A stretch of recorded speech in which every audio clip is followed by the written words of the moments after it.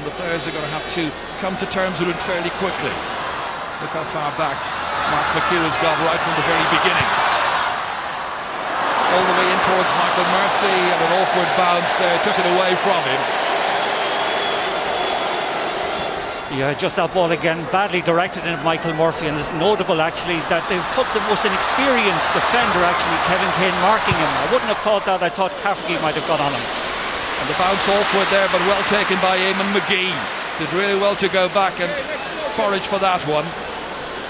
Again, it's Mark McHugh. It's this time Rory Gallagher has taken over that role.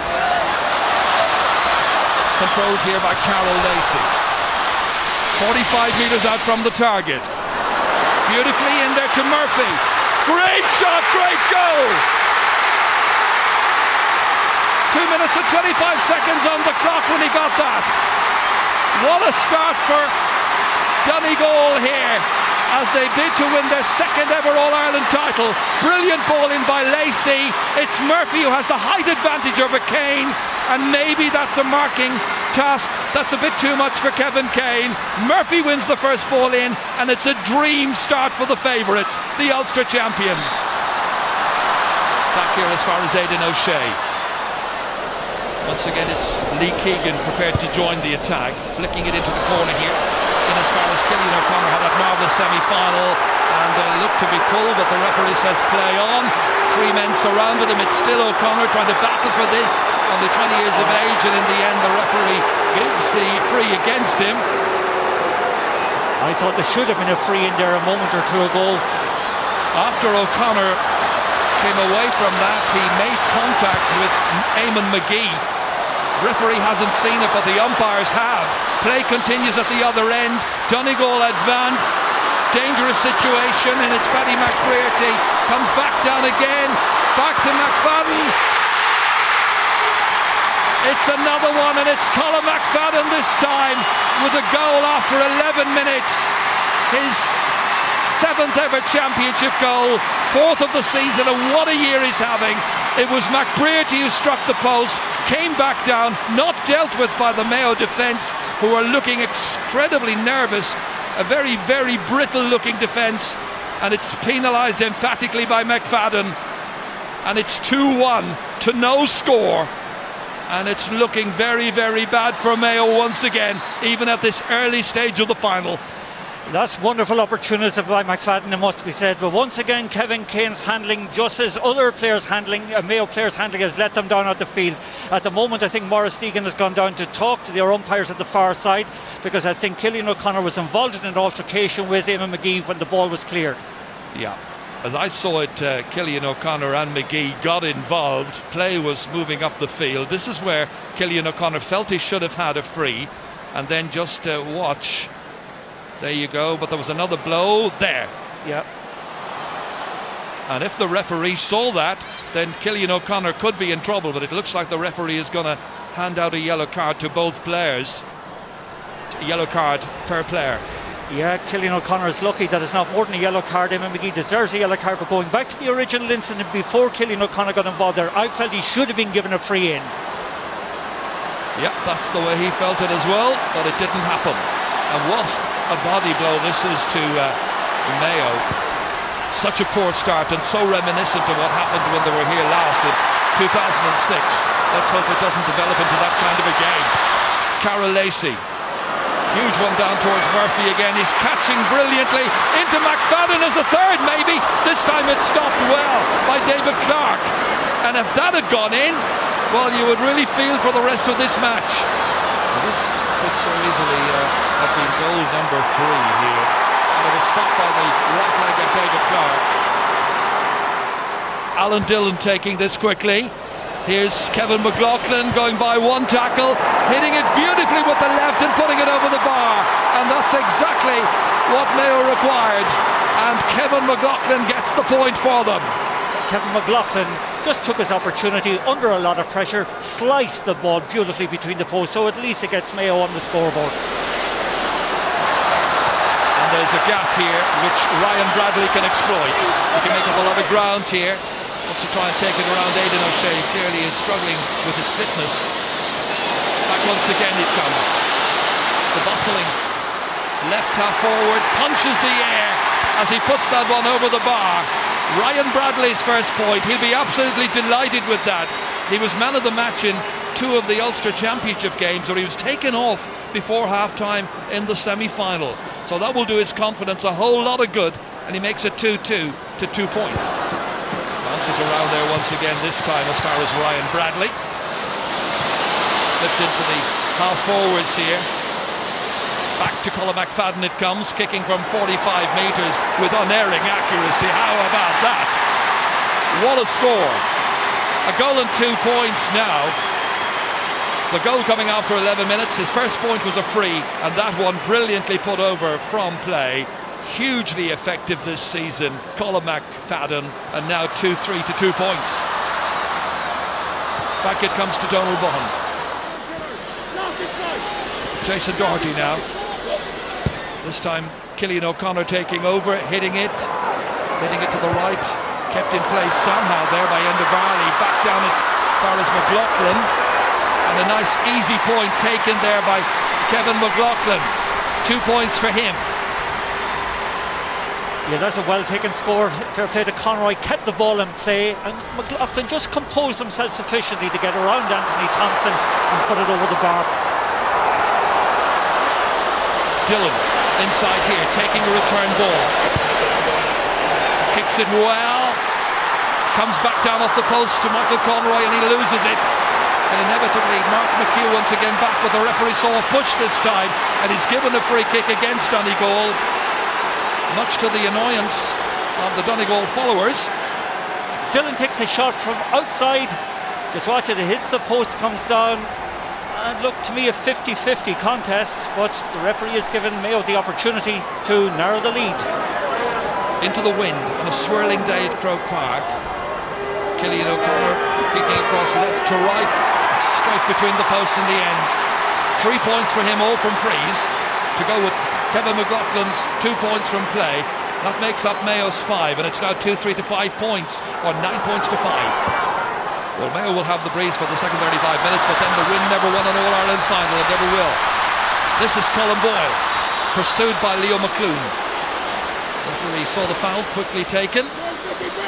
Good work here by Michael Conroy. He's working across that line from right to left, and he's keeping Neil McGee on his toes, and he's getting in timely shots like that, and he's put it over the bar. And it's a very good point by Michael Conroy, who came off the bench in 2004 in that final against Kerry.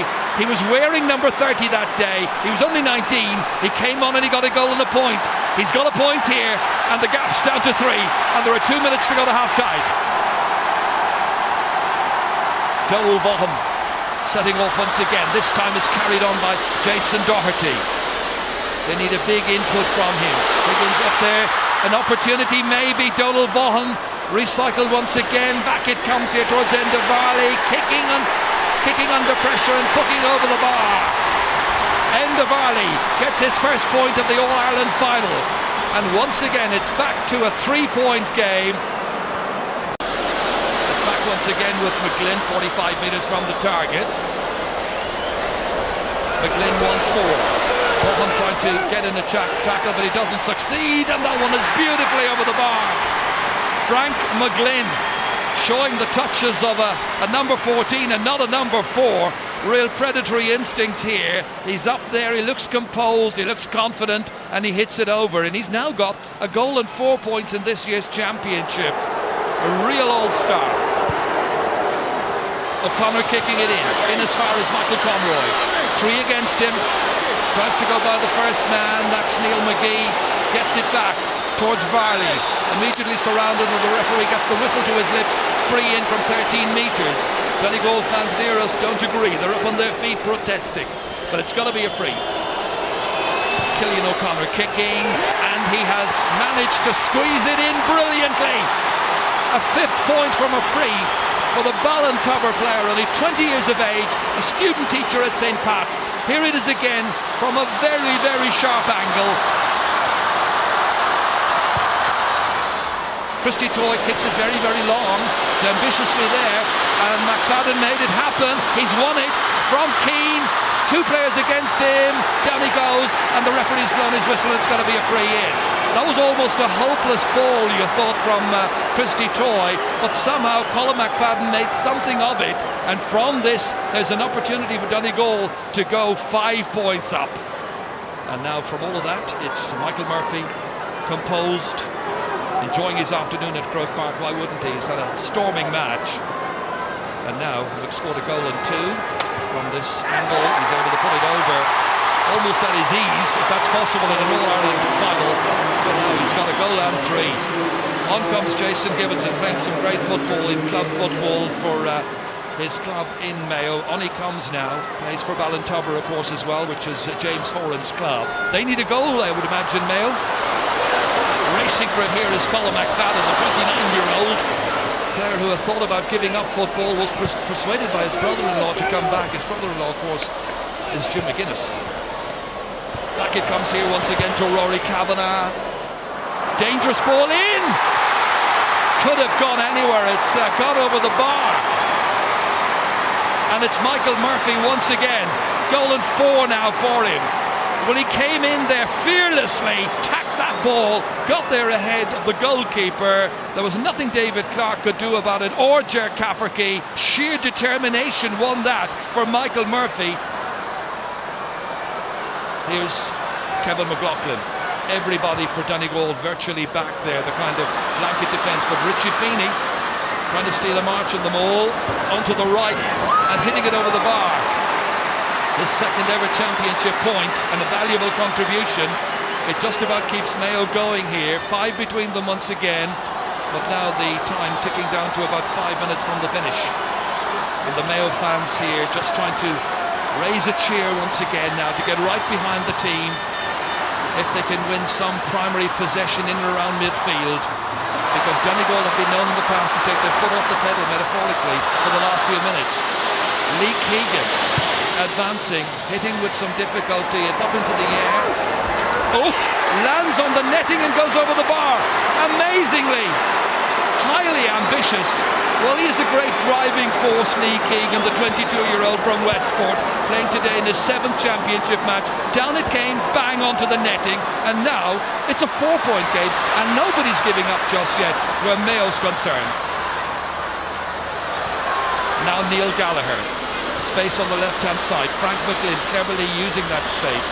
Back in again, he comes towards him. Beautifully constructed, neatly choreographed, and finished by Neil Gallagher, knocking it over the bar. The big, physically imposing midfielder gets up to get just his first point in this match, the 3rd in this year's championship. 3 or 4 players involved, and that could be very, very important. Highly decisive, I would think. I agree with you, Gerard. A decisive score of the match, and it is probably set the seal for a Donegal victory. In here as far as Killian O'Connor, all his points have come from frees when he was in around full forward. Jason Gibbons hitting it long, very neatly so, over the bar.